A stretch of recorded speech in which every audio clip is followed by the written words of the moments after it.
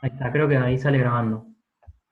Bueno, la primera parte que, como planteamos la clase, van a ser, como les dije, problemas de termodinámica, van a ver de calorimetría y los que son cálculos de trabajo y algunos por ahí no explícitamente de calorimetría, sino que tienen que calcular alguna masa, alguna temperatura final, pero siempre relacionados con la temática de termodinámica.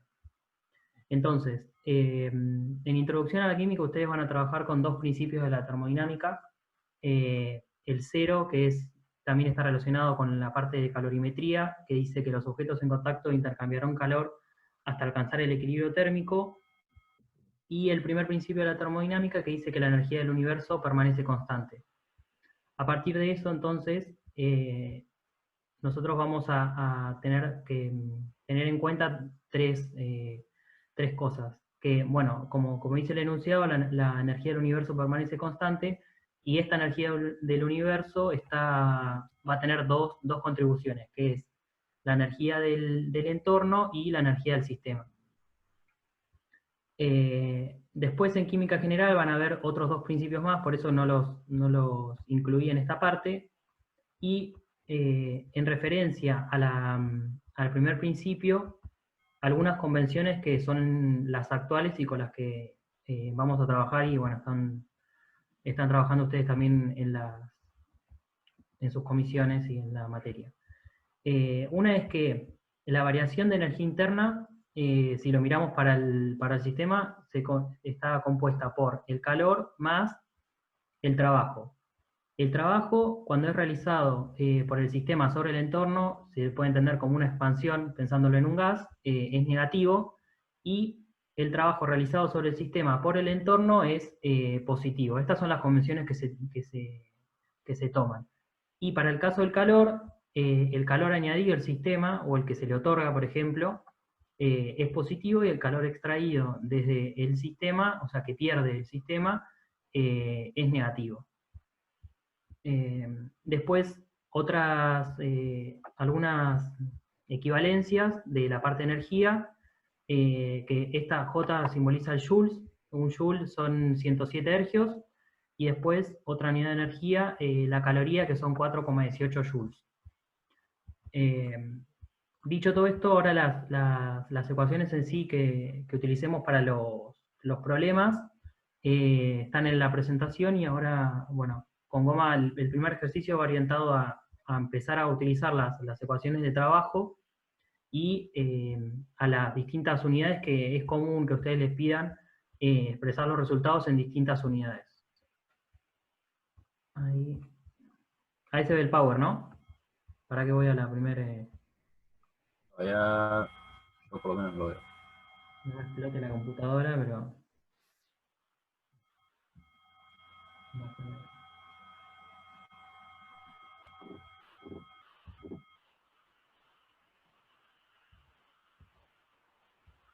Ahí está. Esto lo minimizo. Ahí está, Goma. No lo estoy viendo, Fran. ¿No se ve? No sé qué onda la gente, pero yo por lo menos no lo estoy viendo. Por ahí tengo que cambiar lo que estoy compartiendo. Ahí Yo está. tampoco, no lo veo. Ahí está. Sí, ahí está. Bien. Bueno, gente, el primer ejercicio es muy sencillo, pero está bueno hacerlo, la verdad, porque básicamente tiene una de estas cuestiones que es el pasaje de unidades de ergio, joule, caloría. Entonces, se lee. Pásamela para atrás. Un gas encerrado en un recipiente con un pistón móvil de libre movimiento ocupa un volumen de 3,20 litros. Si se expande hasta 4,90 litros contra una presión externa de 720 milímetros de mercurio, calcule el trabajo realizado por el sistema en litro atmósfera, calorías, joule y hercios. Pásame la primera.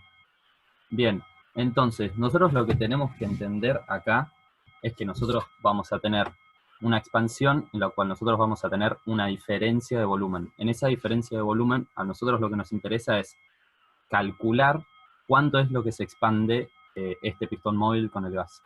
Entonces, si nosotros tenemos el volumen final y el volumen inicial, nosotros podemos calcular cuánto se expandió. Que como ahí ven, delta B es igual a menos 4,90 litros, o sea, 4,90 litros menos 3,20 litros, que ahí como ven es 1,70 litros.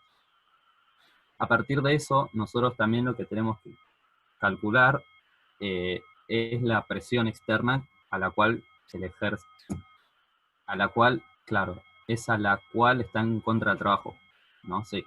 Entonces, este trabajo, como ven por definición acá, es menos presión externa por el delta de volumen. El delta de volumen ya lo calculamos, entonces lo que tenemos que calcular acá es la presión externa.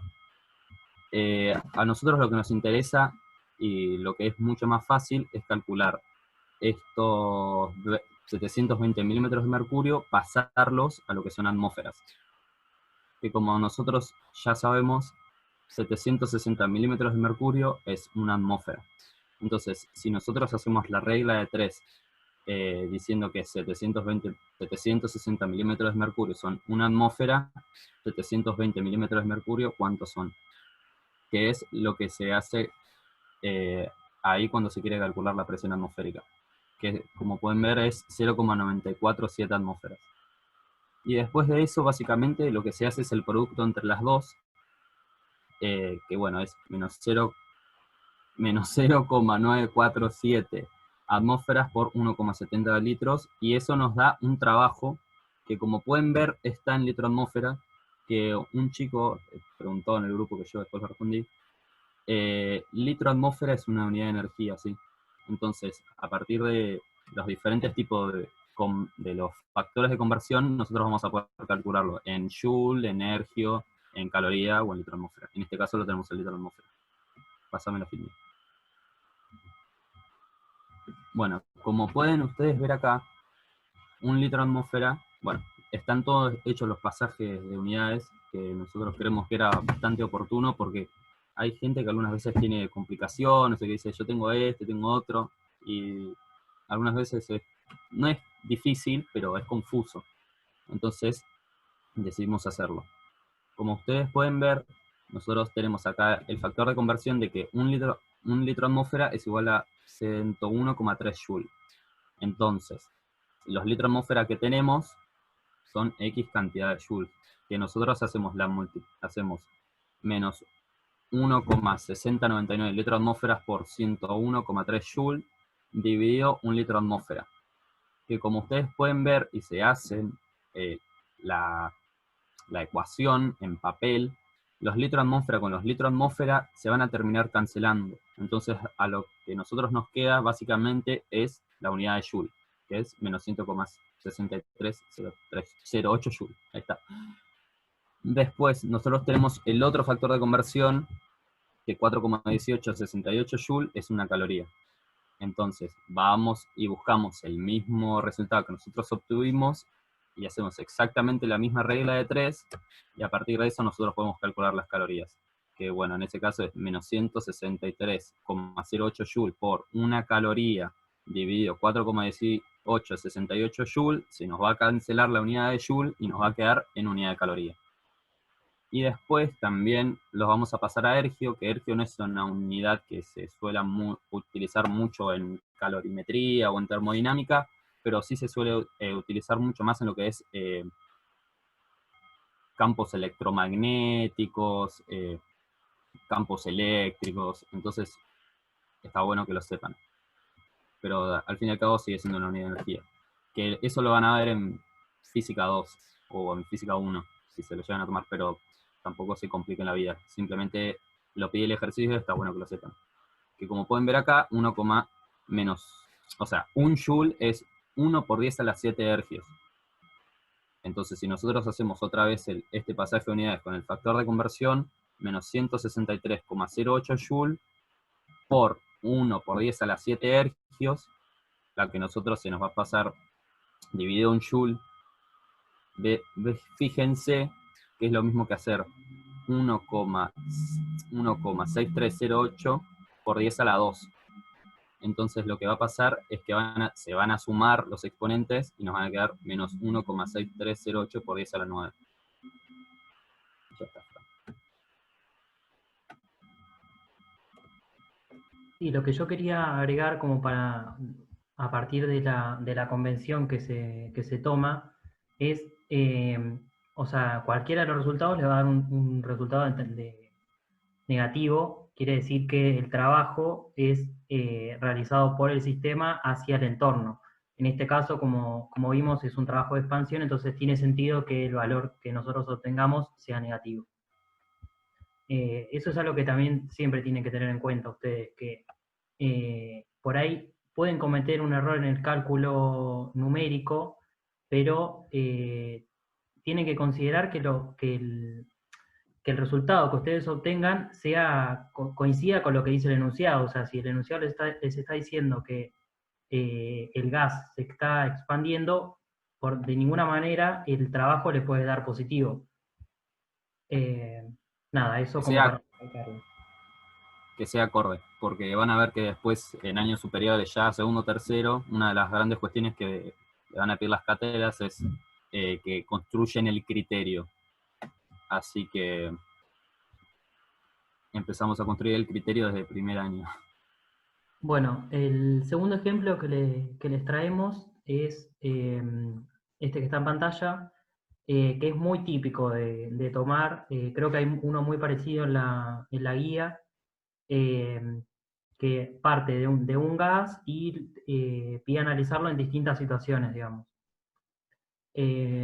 Bueno, en el inciso A es, ustedes parten de 2 moles de un gas ideal a 10 atmósferas y 25 grados centígrados, y les pide calcular el trabajo de expansión isotérmico, quiere decir a temperatura constante, en una sola etapa hasta una presión final de 2 atmósferas, en 2 etapas, primero hasta una presión de 5 atmósferas y luego a una de 2, en un proceso reversible, y después contra el vacío, pero en las mismas condiciones que NA.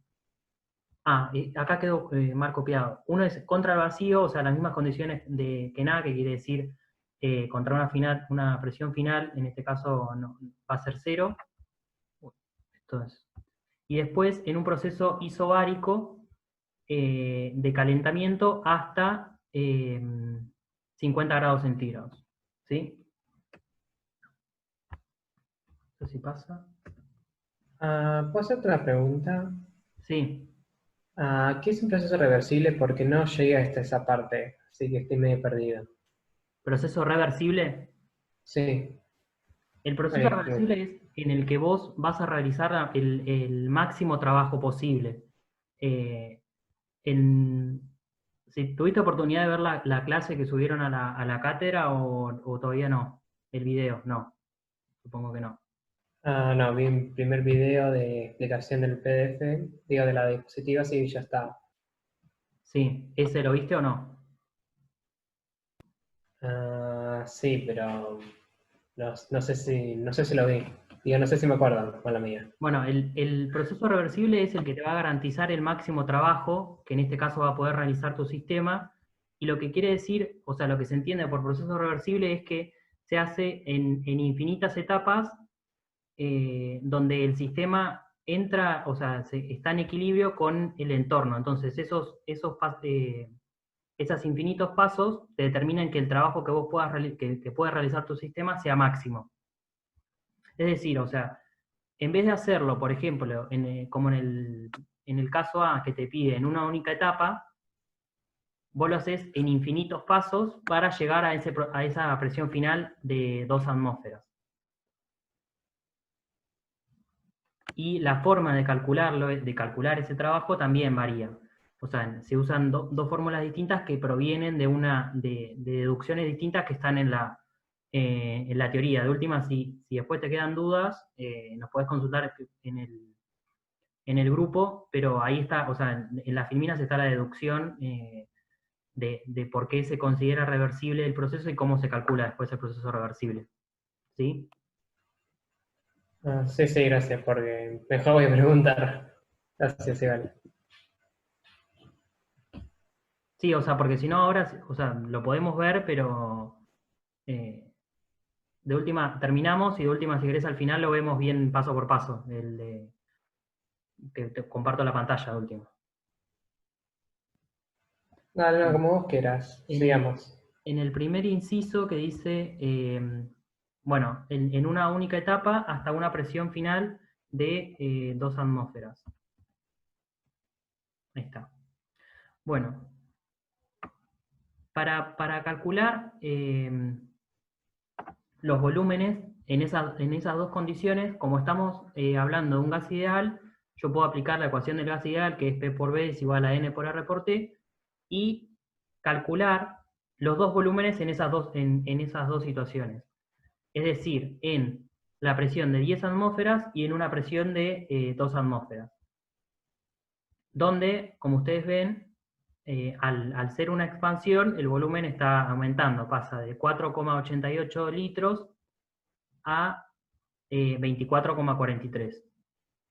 Ahora, como nosotros en este caso el trabajo no nos dice que es un trabajo reversible, que la forma en que se realiza es en única etapa, la forma de calcular el trabajo en esos casos es el trabajo es igual a menos la presión externa por el delta de volumen. La presión externa a nosotros nos dice que es 2 atmósferas y el cambio de volumen es la resta de los dos volúmenes que nosotros calculamos inicialmente. Nuevamente, obtenemos un trabajo negativo. ¿Es correcto este resultado? O sea, por más de que yo hubiera cometido un error, por ejemplo, en calcular el volumen, y le hubiera fijado en este valor, que yo obtenga un valor de trabajo negativo en una expansión, ¿es correcto? Sí, es correcto porque el trabajo lo está realizando el sistema hacia el entorno, porque es una expansión. ¿Hasta ahora vamos?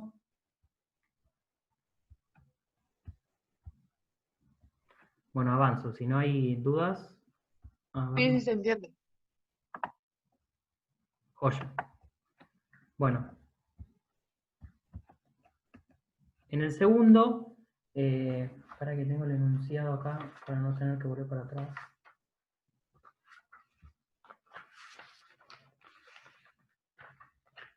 En el segundo les pedía, eran 2 etapas. Entonces, nosotros acá vamos a poder considerar el trabajo que se realiza primero en una primera etapa y después en una segunda. Entonces, para el primer paso, que es de llevar de 2 atmósferas a era 5 atmósferas, nosotros podemos volver a calcular un volumen. En este caso, y como estamos trabajando con un gas ideal, sigo utilizando la ecuación del gas ideal. Calculo volumen, el primer volumen es 9,72, 77 litros. Y ahora, para la segunda etapa, yo también ya tengo el pasaje de 2 atmósferas al delta del volumen que yo calculé anteriormente. Este valor de litros, 24,436, es el valor que yo obtuve en el paso anterior. ¿Se acuerdan? Ahora sí puedo volver y lo muestro.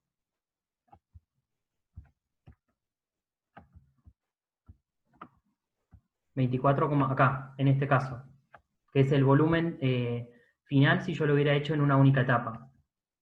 Ahora, nuevamente, el trabajo yo lo voy a calcular como menos la presión externa por el delta de volumen. Calculo ambos trabajos y el trabajo total para completar estas 2 etapas va a ser la suma de los 2 trabajos. Entonces, voy a sumar el primer trabajo que va a ser de pasar de 2 a 5 atmósferas, considerando la presión externa contra lo cual lo estoy haciendo, y el otro de pasar de 5 a 2. Y el trabajo total nuevamente me da negativo. ¿Tiene sentido que sea negativo? Sí, porque nuevamente la expansión, por más de que la hagan 1 o 2 etapas, o la hagan dentro de un proceso reversible, como es en el siguiente caso, es un proceso de expansión, entonces el sistema es el que está haciendo el trabajo contra el entorno. Por eso el signo negativo del trabajo. ¿Se entendió este?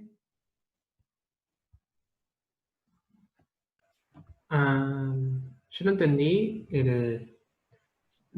el orden de las etapas.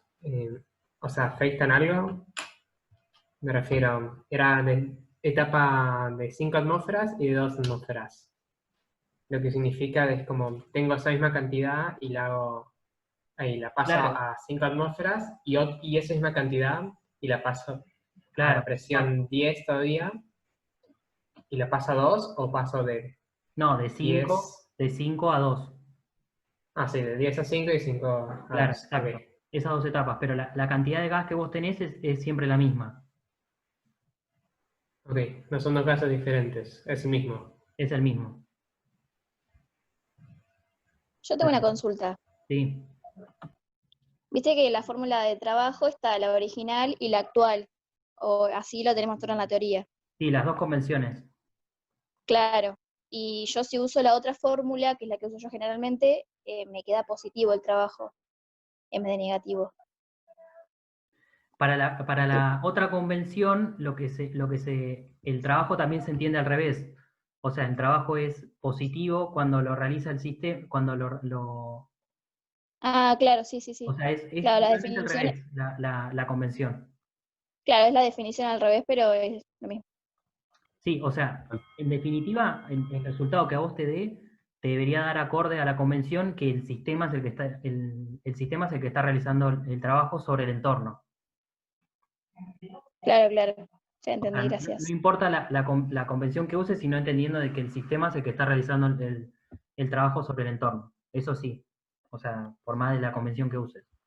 Cualquier cosa, si están en el parcial y no saben, y nosotros estamos acá dando una convención y se entiende de una forma y después se entiende de otra forma, pongan en la hoja, uso la convención esta. O sea, para que el profesor sepa que están usando esta conversión, esta convención y que no se entienda al revés y que se están entendiendo mal el ejercicio.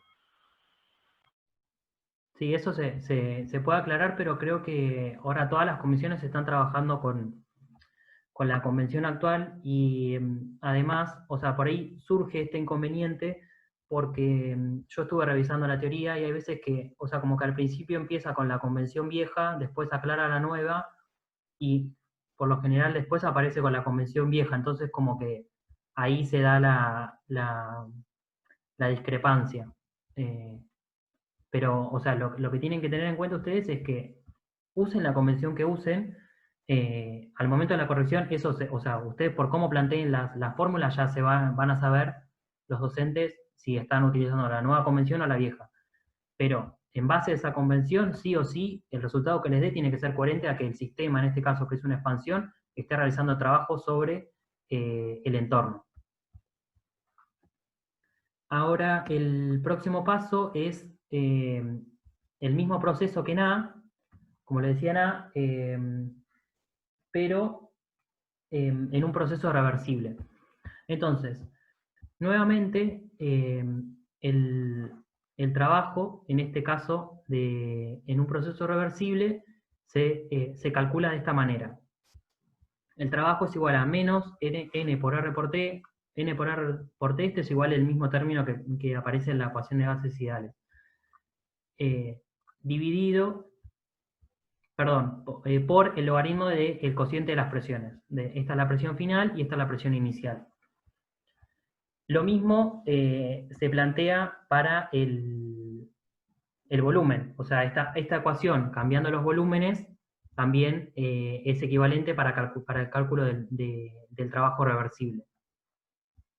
Entonces, acá nosotros vemos que este trabajo también es negativo, al igual que los anteriores, pero quiero que vean la diferencia. O sea, nosotros acá estamos haciendo el trabajo en un proceso reversible, que es yendo de las 10 atmósferas a las 2, en un proceso reversible.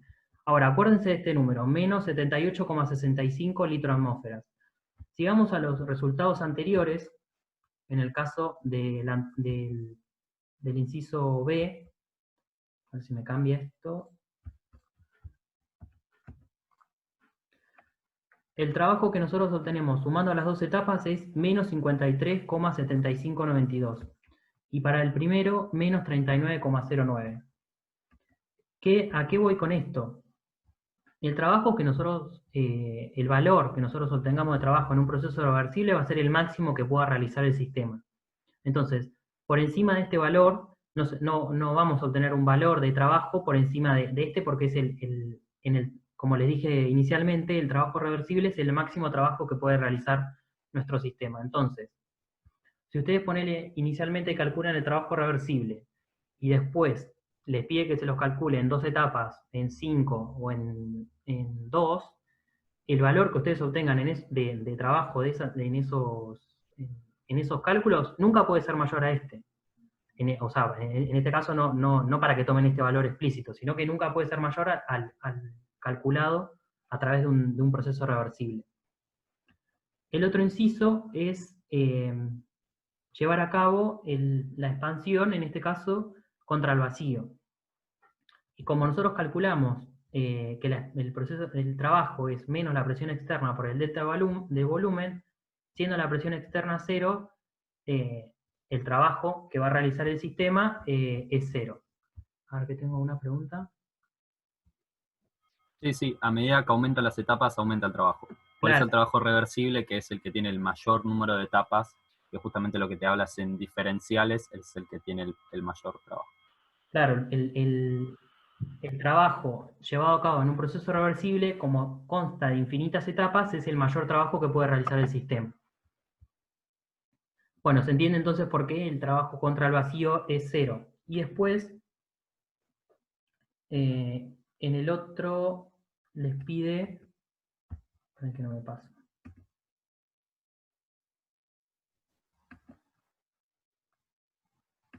Ay, no sé, ¿por qué no pasa? Ahí está. Bueno, y acá a ustedes les pide calcular ¿qué era? ¿El trabajo o el volumen? Porque tengo un cálculo de volumen que no sé por qué está acá. Es calcular lo mismo pero a 50 grados.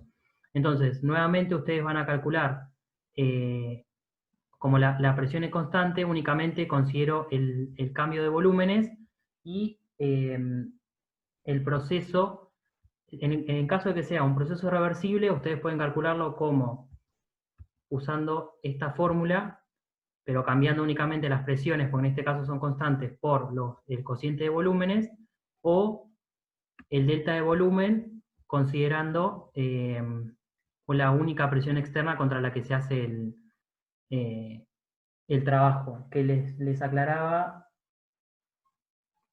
Es las 10 atmósferas porque la presión se mantenía constante. En este caso,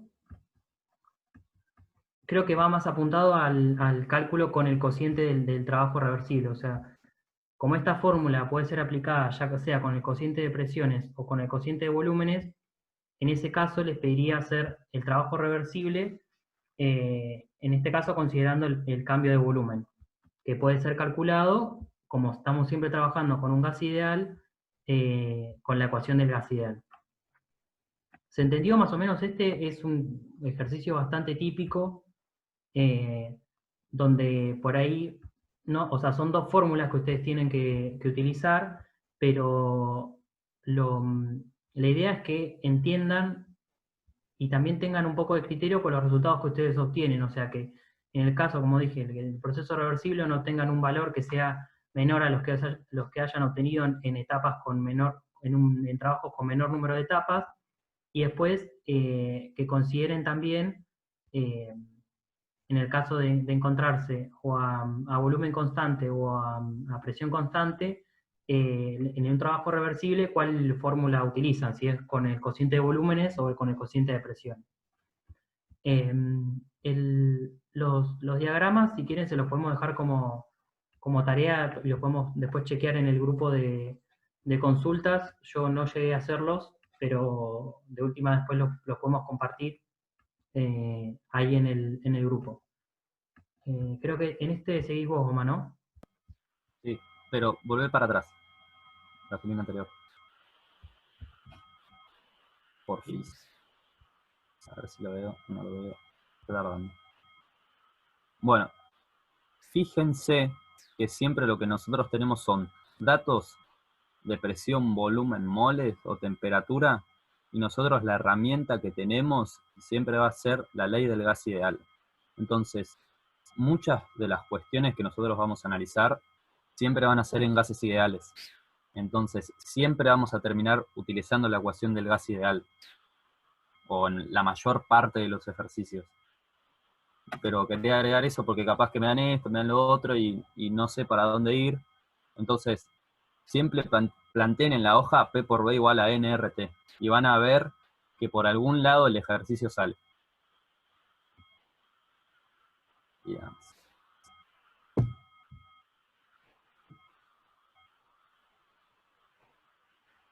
¿Vas a la teoría de esto o querés que lo explique? Tenés el micrófono apagado. De calorimetría. Banca que tengo que parar acá.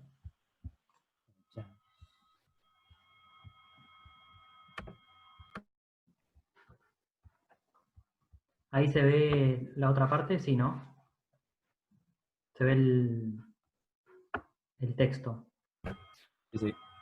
Bueno, para la parte de calorimetría, entonces por ahí nos va a servir más esta parte, siguiendo con la convención, que como dije anteriormente, el calor que se le otorga, digamos, al sistema se considera positivo, y el calor que libera el sistema o que se extrae del mismo es negativo.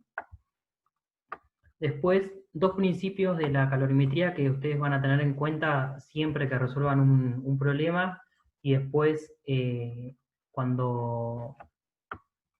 sí, para resolver los problemas que también se llevan a la parte experimental, digamos.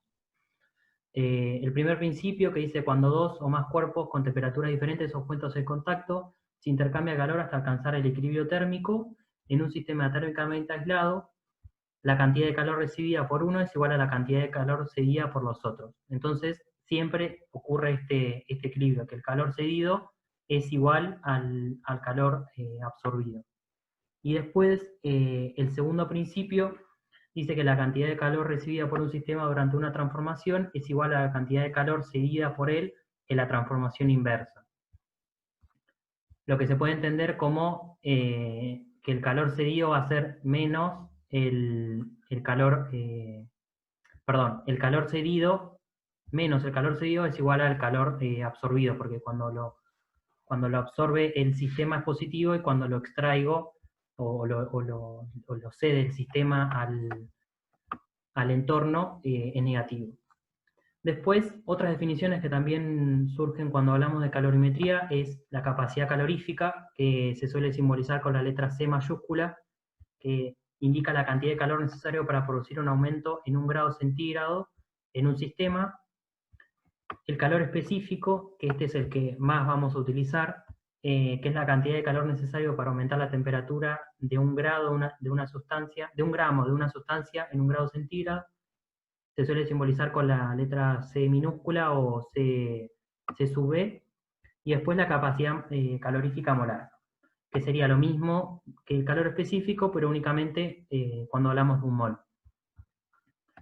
La ecuación fundamental de la calorimetría es el calor es igual a la masa por el calor específico por el delta de temperatura.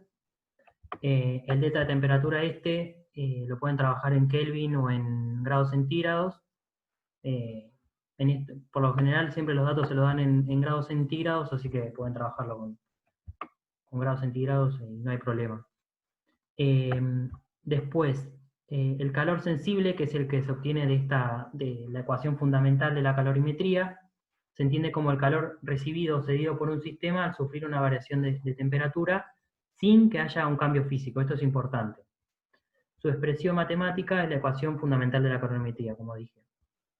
Y después, el otro calor que vamos a considerar para los ejercicios es el calor latente en un proceso, que es Q sub L, que es aquel que causa en el sistema un cambio de estado físico, que puede ser la fusión, la volatilización o la sublimación, sin que se produzca variación de temperatura. Este es un concepto que también se ve en química general, que es cuando ocurre un cambio de estado, la temperatura se mantiene constante. Esto se lo quería mostrar en las curvas. ¿Se ve la pantalla ahí? Sí, ¿no? Sí, sí, se ve. Sí. Para no dibujarlo en estas curvas, que son las de temperatura versus el calor, en estos casos, acá, cuando están las supuestas mesetas, es donde están ocurriendo los cambios de estado. Entonces, en estas regiones donde tenemos los cambios de estados, se va a aplicar la segunda ecuación que yo dije, que va a ser el calor, va a ser igual al calor latente, en este caso, por ejemplo, cuando pasamos de sólido a líquido de fusión, por la masa de hielo que yo esté fundiendo. Y cuando yo esté hablando de cambios de temperatura, por ejemplo, calentando un hielo, o calentando un líquido, o calentando el vapor, ahí sí voy a aplicar la ecuación fundamental de la temperatura, de la calorimetría, perdón, donde el calor es igual a la masa por el calor específico por el delta de temperatura. Bueno, dicho todo esto, creo que ya están como lo suficiente para... Hacer el ejercicio del agua. Bueno, ahí te comparto la diapositiva.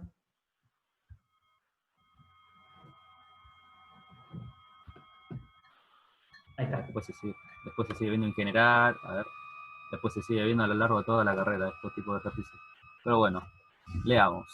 Calcule la masa de agua a 15 grados que se necesita agregar a... No, este lo hago. Bueno, lo hago igual. Ya fue. No, si Calcule querés, la masa. lo hago yo, no hay problema. O sea, yo... ¿Cómo te parece? Bueno. Yo porque vos hiciste el más largo de termodinámica.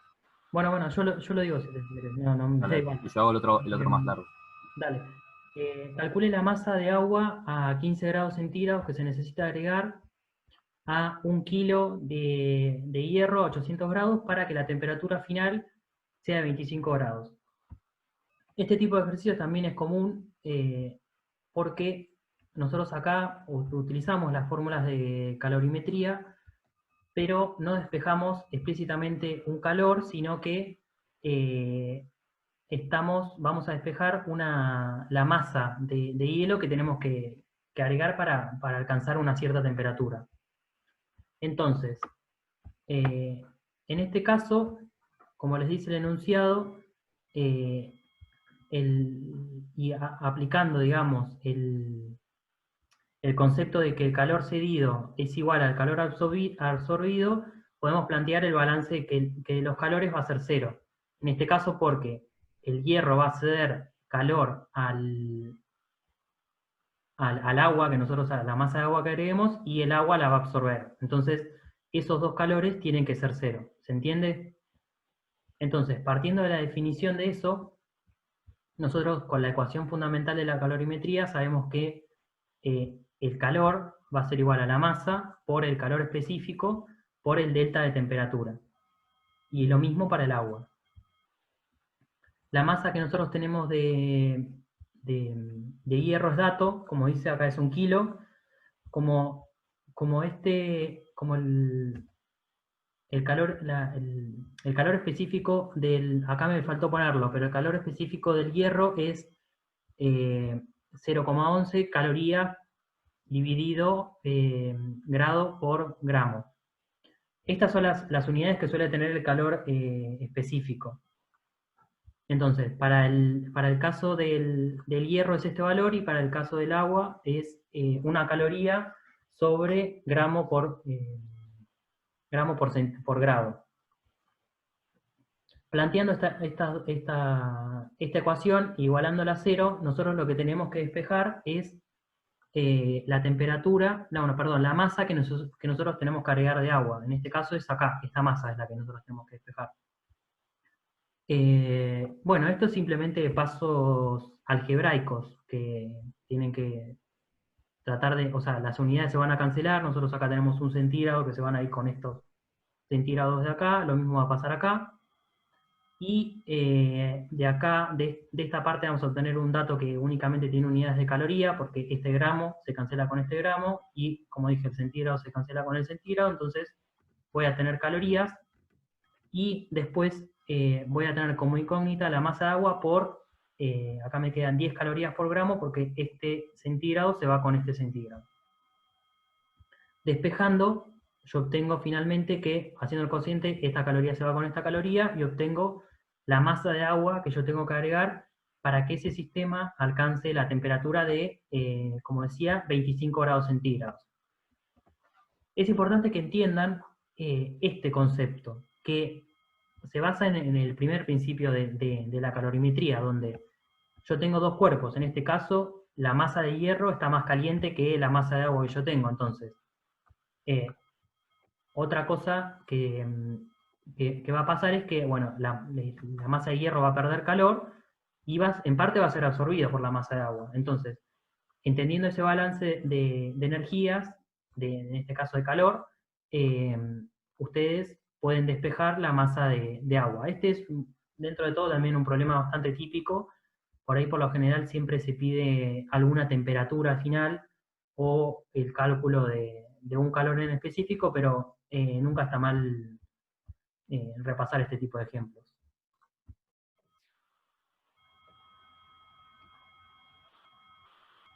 A ver, para que no me pasa. Ahí está. No para atrás. Ahí va.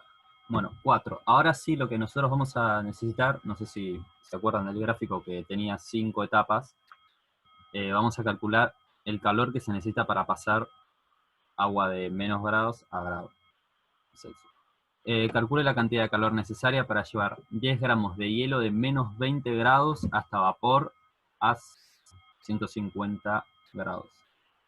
Y bueno, nos van a dar los datos que nosotros tenemos que usar para... Fíjense que nos dan L de fusión y L de evaporación. Entonces nosotros vamos a tener dos cambios. O sea, vamos a tener un proceso de fusión y vamos a tener un proceso de evaporación. Y después nos dan el CP del hielo y el CP del vapor, que son los calores específicos. ¿Sí? Pásame la filita. Ahí va. Ahora porque tengo que sacar. Bien. Fíjense que nosotros lo que tenemos que hacer acá, primero vamos a tener hielo a una cierta temperatura, entonces nosotros vamos a tener que agarrar y pasar el hielo de menos 20 a lo que es 0 grados para que se produzca el cambio, el cambio de estado. Pasar de hielo sólido a lo que es agua líquida. Hielo sólido, agua líquida. Bueno, entonces vamos a usar la ecuación de la calorimetría, que es, fíjense que depende de la masa, de la capacidad calorífica y de la temperatura. Entonces, si nosotros agarramos y usamos los datos que nos dan, que van a ser los 10 gramos de hielo o agua, y la capacidad calorífica, que es que al igual que la del hielo y que la del vapor son la misma, que es 0,5 calorías sobre grado por gramo, a eso si nosotros lo multiplicamos por la diferencia de temperaturas, que acá al principio parece raro, pero no es tan raro, porque nosotros tenemos una temperatura final que es 0, y después tenemos una temperatura inicial que es menos 20, entonces fíjense que se va a terminar sumando, o sea que nos van a terminar quedando 20 grados Celsius. Y como pueden ver también en la ecuación, también lo que pasa es que se terminan cancelando las unidades y nos termina quedando todo en calorías. Entonces, nosotros acá tendríamos el calor que es necesario para que 10 gramos de hielo lleguen a 0 grados centígrados. Después usamos la otra ecuación de la calorimetría para que se produzca la fusión, en la cual nosotros vamos a... Fíjense que en este caso depende de la masa. Y depende de... y el calor latente también depende del LF. O sea que nosotros lo que tenemos en cuenta ya es que todas las moléculas de agua en estado sólido van a pasar a estado líquido y que todas ya tienen la misma cantidad de calor. Pero ahora lo que se va a producir simplemente es ese cambio de estado. O sea, ninguna otra va a recibir más temperatura y una va a tener 3 grados, otra menos 4 grados. Simplemente todas ya tienen 0 grados pero lo que se produce es ese cambio de estado. Que nosotros, si vamos a la ecuación de la calorimetría del calor latente, si multiplicamos la masa de agua que nosotros tenemos por el LF, se nos va a terminar cancelando la unidad de gramo con gramo y nos va a dar la unidad de caloría. Y ahora nosotros lo que queremos hacer es llevar estos mismos 10 gramos de agua que nosotros tenemos, los queremos llevar a vapor. Entonces, para eso primero lo tenemos que llevar de 0 a 100. Que como pueden ver en el quinto renglón, otra vez usamos la misma ecuación de la calorimetría, que es 10 gramos por una caloría. Fíjense que acá cambió, porque esta es la capacidad calorífica del agua líquida. Entonces son 10 gramos por una caloría sobre, otra vez, grado por gramo. Y nosotros hacemos otra vez la diferencia de temperaturas. Hacemos la diferencia entre 100 y 0. Que 100 es el agua cuando pasa a estado vapor, y 0 que es el agua que nosotros estábamos teniendo antes, que es justamente después de la fusión.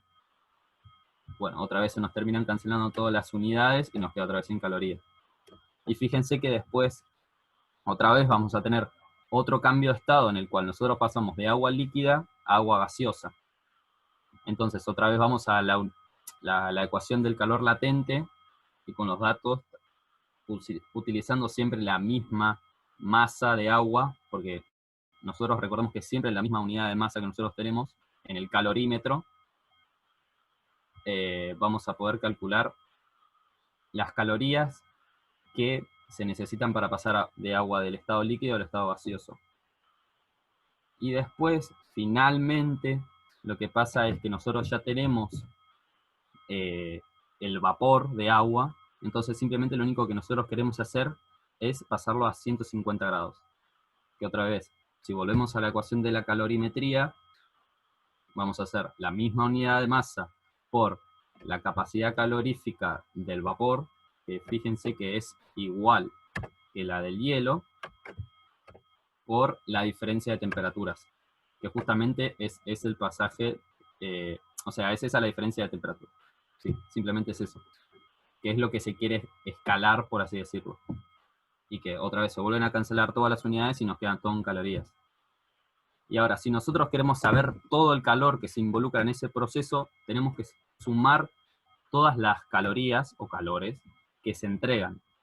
Entonces nosotros vamos a tener el calor para pasar el hielo de menos 20 a 0, el calor para pasar el agua del estado sólido al estado líquido, el calor para pasar el agua de 0 grados a 100 grados, el calor para pasar el agua del estado líquido al estado gaseoso, y el calor para pasar el agua de 100 grados a 150. Y como se pueden ver al final de todo, se suma y nos termina quedando 7.550 calorías.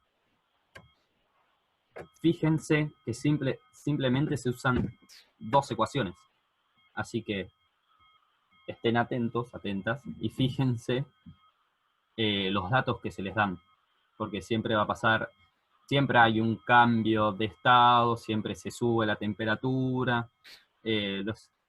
Como pueden ver, la matemática es muy simple, así que no deberían tener problema con este tipo de ejercicios. Para mí son de mis preferidos, son fáciles y son rápidos. Así que... Otra cosa que por ahí para agregar es, volviendo, yo por ahí insisto siempre en lo mismo, pero el resultado que ustedes obtienen ¿es coherente, no es coherente? En este caso nosotros es el calor que estamos aportándole al sistema, entonces tiene sentido que sea positivo. Porque por la convención que nosotros trabajamos, si nosotros aportamos al sistema es positivo, y si el sistema lo pierde es negativo. Bueno, mucha más vuelta no hay. Pusimos este ejemplo porque suele pasar, y lo voy a insistir en el problema que sigue, es que muchas veces se olvidan, digamos, de que del pasaje de una temperatura a la otra hay un cambio de estado. Por ejemplo, ustedes estaban trabajando a 0 grados y después pasan a trabajar a 120, y es muy común que suelen calcular ese calor sin considerar los cambios de estados. Entonces se están calentando, por ejemplo, considerando que el agua está en estado sólido a 150 grados. Entonces, eso es algo que suele pasar, o sea, lo repito por eso, y siempre recuerden de considerar entonces los cambios de estado viendo las temperaturas, o sea, no vamos a considerar que el agua a 0 grados, tenemos el pasaje de sólido a líquido, y después a 100 grados la ebullición. Ahí están preguntando, sí, La entalpía. azul creo que Sería es, ley ¿no? de Hess. Sí. Sí, la idea es que la semana que viene, visto que ya el 12 tiene la evaluación, es resolver problemas de ley de Hess, que es la parte de entalpía, y ley de Kirchhoff, y algo que por ahí quede más colgado, o si quieren simplemente hacer consultas después de eso. Preferimos separarlo porque por ahí va a ser muy extenso hacer en una única clase todo, o sea, trabajo de expansión, compresión, calorimetría y entalpía, y por ahí es, o sea, como tampoco tienen todavía tiempo para avanzar, preferimos hacerlo en 2 etapas. De todas formas, en los grupos de consulta pueden ir preguntando si van avanzando. Por último, el último problema sería como una de las etapas de las que habló recién Goma, que les dice, indique cómo será el sistema final y su temperatura cuando a 5 gramos de hielo a menos 10 grados se le otorgan 10 calorías. El cálculo entonces es similar a lo que estaban haciendo antes. Llegan a que la temperatura final de ese sistema es menos 6 grados centígrados. Entonces, a esta temperatura aún estamos trabajando con un sistema en estado sólido. ¿Qué puede llegar a pasar? Que ustedes, por ejemplo, le digan, bueno, en vez de dar 10 calorías, le otorgo 300, por ejemplo. Entonces, ¿cómo saber yo, a partir de las calorías que le otorgo, en qué estado va a estar mi sistema y cuál va a ser esa temperatura final?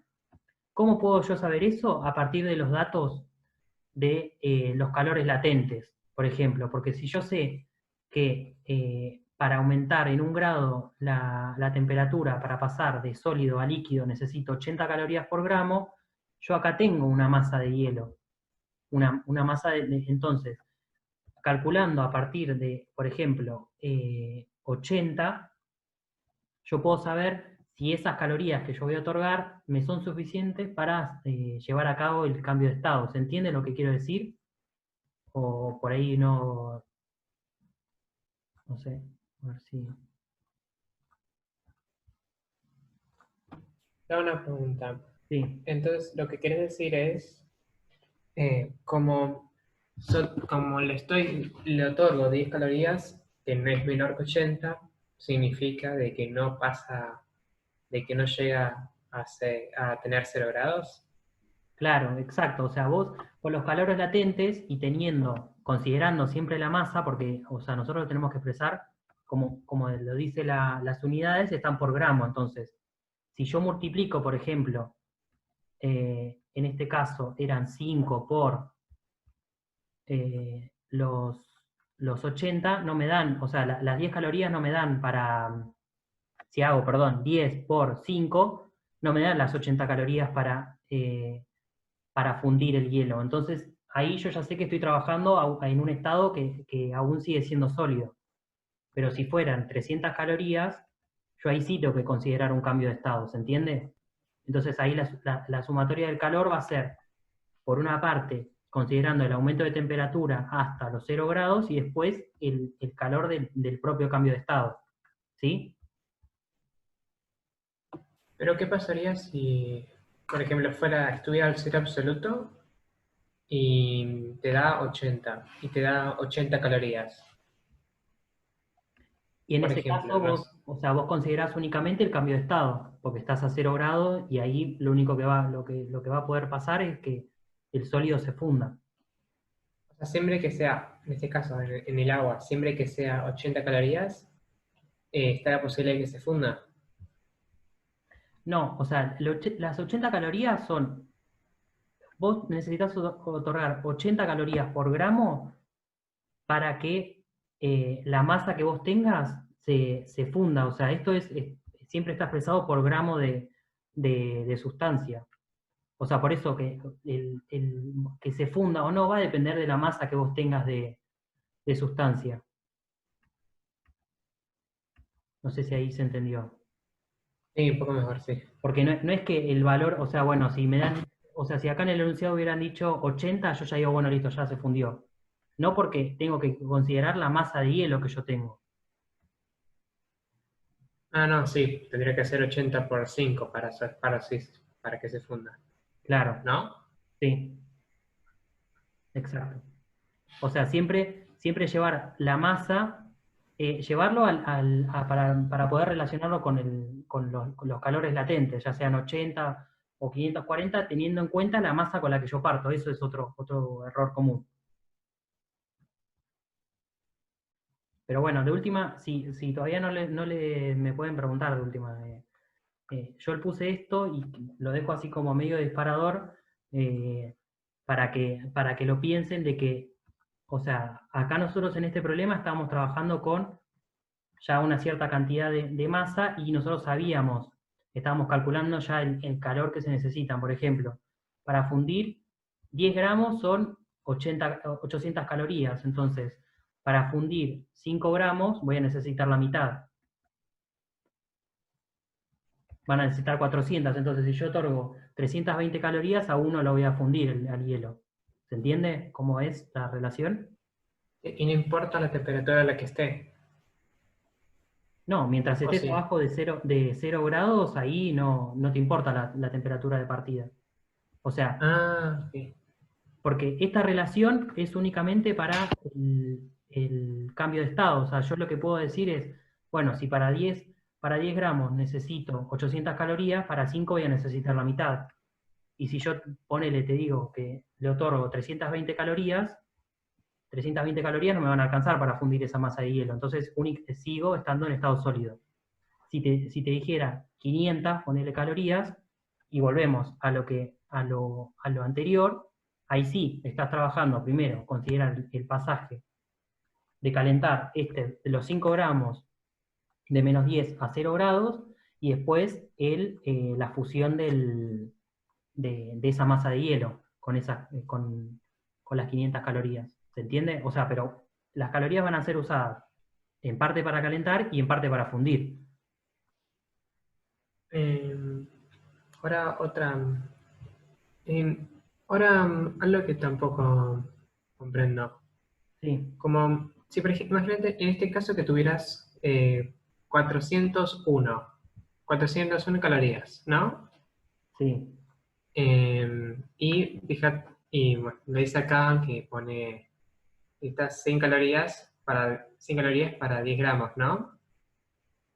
Para 10 gramos son Em, 800, para 5 son 400. no, el de arriba, de Ah, 100 menos estas. 120 Sí, a 0. sí. Pero en este caso no necesitaría 800 calorías, necesitaría 900 calorías, ¿no? Entonces, no, ¿Por qué? 800 más 100. No, en este caso, o sea, tendrías que hacer, lo que pasa es que estás llevando a otra temperatura. Acá la inicial es -20. Tendría que hacer el cálculo ahora, porque acá nosotros en este problema estamos partiendo de -10 y en este de -20.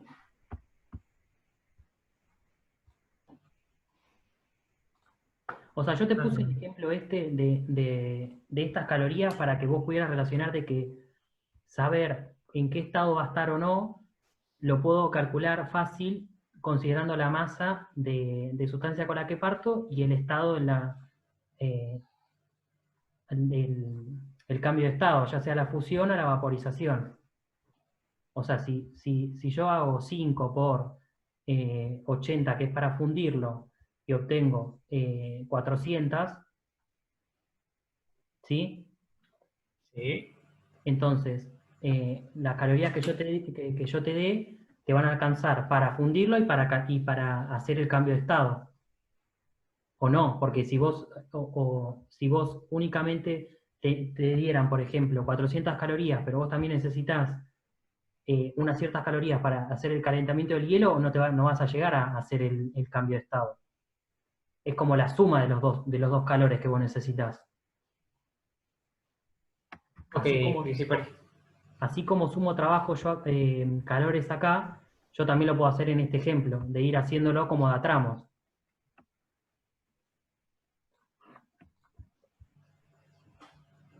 ¿Se entiende o no? Por ahí me estoy enroscando y... me perdí en lo último, O sea, lo que dijiste recién. vos te dan una cierta cantidad de calorías. Vos esas Sí. calorías las tenés que, por así decirlo, dividir entre las que vas a usar para calentar y las que si te llegaran a alcanzar para hacer el cambio de estado. Y si, bueno, esto ya está, ya te dejo tranquilo. Y si tuvieras este caso, tuvieras 400, pero necesitas más de 400 porque estás a menos 10 en vez de a 0 grados. Sí. Entonces, no sé, te alcanza justo, llegas al punto de fusión, pero no te alcanzan para terminar la fusión entera. Por ejemplo, tenés las calorías suficientes para desde menos 10 hasta 0, pero no tenés suficientes calorías desde el sólido hasta el líquido. Y ahí ¿Qué pasa ahí? quedás en una situación como de equilibrio, digamos, a 0 grados. Entonces, Ahí O sea, lo la que pasa es temperatura que se no se va a permanece. producir. Acá no lo sí. La temperatura va a permanecer constante en ese caso. Entonces, tendrías una situación de equilibrio entre el sólido y el líquido, que el poco líquido que hayas podido fundir. ok, entonces sí, tenés mitad y mitad, más o menos. ¿No? O sea, la fusión Sí. se va a dar. Si vos alcanzaste el calor para llegar al estado de fusión, el sólido se va a fundir. Sí, No, pero. no importa Sí. si te pasaste por una caloría. No, me refiero a si se quedan a medio terminar el proceso. Me refiero, necesitas 400 calorías para terminar el proceso de fusión. Pero tenés 300 calorías. Yo te Y voy a estás en responder. medio del proceso de fusión. Sí, mira. Lo que pasa es lo siguiente. Cada proceso tiene algo llamado, que después lo van a ver, se llama energía de activación. Nosotros necesitamos o sea, que es la energía justamente que se necesita para que ese proceso suceda. Entonces, si nosotros no tenemos la energía, porque el calor en cuestión es energía, si nosotros no tenemos esa energía, el proceso no se va a dar, porque todas las moléculas tienen que estar a la misma temperatura para que se dé eso. Ah, sí, ok. Perfecto, entonces si no tengo 400 no empieza en ningún momento. Claro. Y si tengo 400 directamente, hace Ahí fusión y arranca. punto. Se funde.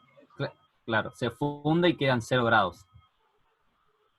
Ah, Porque ok. vos no tenés ningún otro tipo más de calor en forma o sea, de energía en forma de calor para entregarla al sistema para que siga aumentando la temperatura.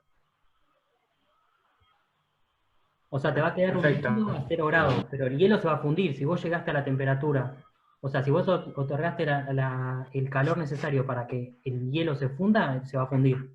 Te va a quedar a 0 grados, no vas a poder aumentar más la temperatura porque no tenés más calor para dar, pero el hielo se va a fundir. Vale, gracias. Perfecto, yo ya estoy.